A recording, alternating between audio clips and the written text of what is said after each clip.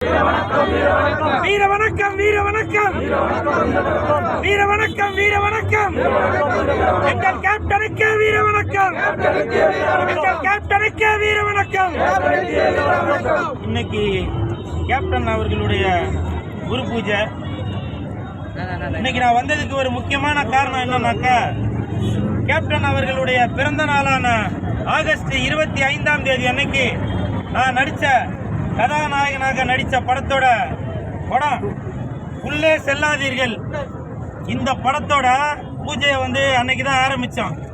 அந்த படத்தோட தயாரிப்பாளர் முத்து மனோகர் அவர்களும் இயக்குனர் இளையராஜா அவர்களும் பயங்கர மனக்குழப்பத்தில் இருந்தாங்க.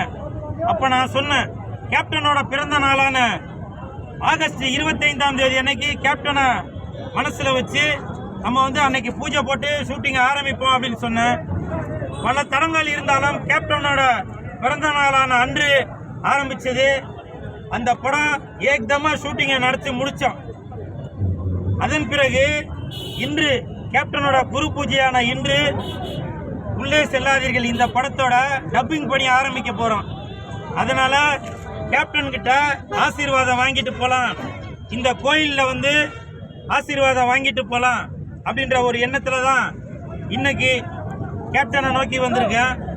நீ பொட்டு வச்ச தங்க கூடம் பூமிக்கு நீ மகுடம், நாங்க தொட்டு தொட்டு இழுத்து வரும் ஜோரான தங்கரதம், நீ தங்க கட்டி சிங்க குட்டி.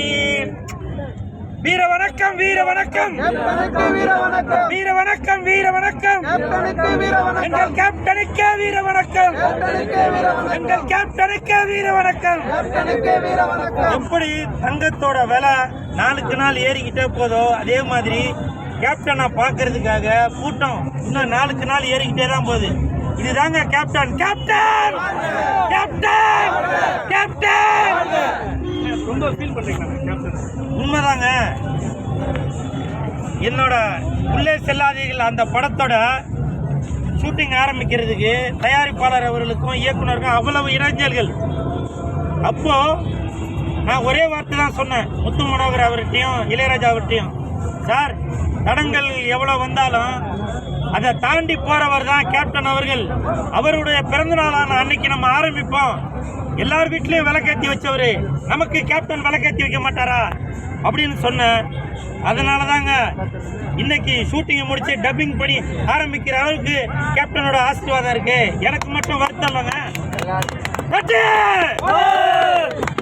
கேப்டனை இழந்து வர்ற ஒரு குடும்பத்திற்குமே தன்னுடைய குடும்பத்துல ஒருத்தரை இழந்துட்டோம் அப்படின்ற ஒரு வருத்தம் இருந்துட்டு தாங்க இருக்கும். அதுதாங்க கேப்டன், அதுதான் கேப்டன். கடவுளா மாட்டாங்க. உண்மைதாங்க.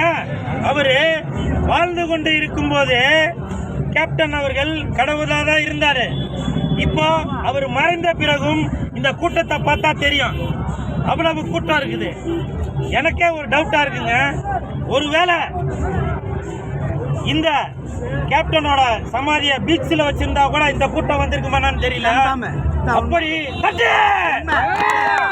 அப்படி கேப்டனோட சன்னிதானத்திற்கு இந்த தெய்வத்தை பார்க்கறதுக்காக இன்னைக்கு இவ்வளவு கூட்டம் வந்திருக்கு அப்படின்னாக்கா, இது கேப்டன் மேல வச்சிருக்கிற அன்பு தாங்க காரணம். அவர் எப்பவுமே தெய்வமாக இருந்து வானத்தில இருந்து அந்த சூரியனாக பார்த்து கொண்டுதான் இருப்பார், அந்த மழையாக பொழிந்து கொண்டுதான் இருப்பார், அந்த காற்றாக நமக்கு சுவாசத்தை கொடுத்து கொண்டுதான் இருப்பார். அதுதான் கேப்டன். சாப்பாடு எப்பவுமே ஒரு மனிதருமே நம்ம சாப்பிடும் போது ஒரு பருக்கையிலையும் கண்டிப்பாக கேப்டனோட பேர் இருந்து கொண்டுதான் இருக்கும். ஏன்னா சினிமால கூடங்க ஒரு மனிதன் நல்லபடியா வாழணும், ஒரு மனிதன் இந்த நாட்டுக்காக எப்படி எல்லாம் தியாகம் பண்ணணும் அப்படின்னு ஒரு காவல்துறை அதிகாரியாக, ஒரு ராணுவ வீரராக, ஒரு அரசியல்வாதியாக அப்படி கேப்டன் அவர்கள் வாழ்ந்து கொண்டே தான் இருந்தார். அதே மாதிரி விஜய் அவர்கள் மாநாட்டில் கேப்டனை அண்ணன் அப்படின்னு சொல்லியிருந்தாரு. உண்மைதாங்க. கேப்டன் விஜய் சாருக்கு மட்டும் அண்ணன் தாங்க. இவருக்கு அண்ணன், இவருக்கு அண்ணன், அவருக்கு அண்ணன், எனக்கு அண்ணன், இவருக்கு அண்ணன், எல்லாருக்குமே கேப்டன் அண்ணன் தாங்க. ஒரே விஷயம் தான். பல பேரோட ரேஷன் கார்டுல கேப்டனோட பேர் வேணா இருக்காம இருக்கலாம். ஆனால் ஒருத்தர் மனசுலயும் கேப்டன் அவர்கள் அண்ணனாக, மச்சானாக, சித்தப்பாவாக, பெரியப்பாவாக வாழ்ந்து கொண்டுதான் இருப்பார். அதுதான் கேப்டன்.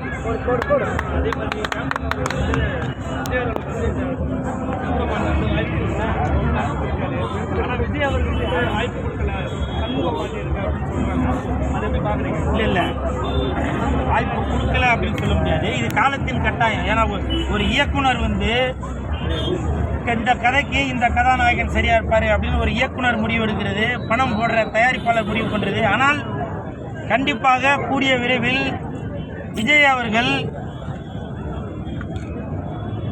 நம்ம சண்முக பாண்டியன் அவர்களுக்கு ஏதாவது ஒரு வகையில அது வந்து கேப்டனுக்கு நன்றி செலுத்தும் விதமாக கண்டிப்பாக எதனா ஒரு உதவி செய்வார்.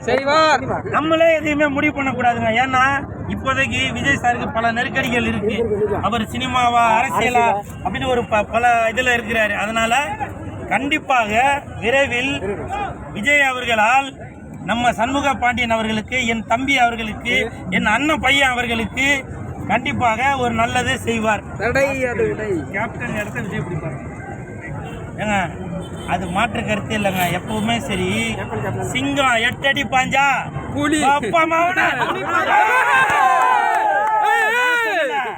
மக்கள் சொல்றாங்க, அண்ணன் சொல்றாரு, தம்பி சொல்றாரு. கண்டிப்பாக கேப்டனோட இடத்த நமது சண்முக பாண்டியன் அவர்கள் பிடிப்பார் பிடிப்பார் பிடிப்பார். இன்று முதல் சண்முக பாண்டியன் அவர்கள் இளைய கேப்டன், இளைய கேப்டன்,